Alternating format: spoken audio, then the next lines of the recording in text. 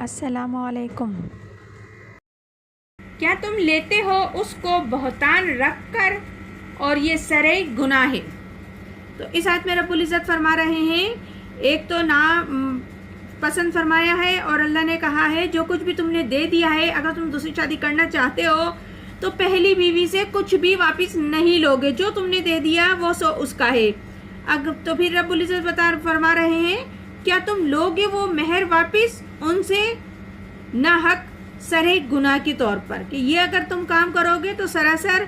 گناہ ہے اور کھلم کھلا گناہ ہے، اور اسے تنگ کر کے بھی معاف کروانا یہ حکماً واپس لینے کے برابر ہے، کیونکہ جیسے بتا چکے ہیں کہ اگر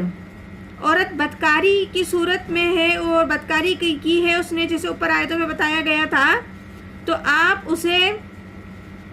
جو کچھ بھی دیا تھا وہ واپس لے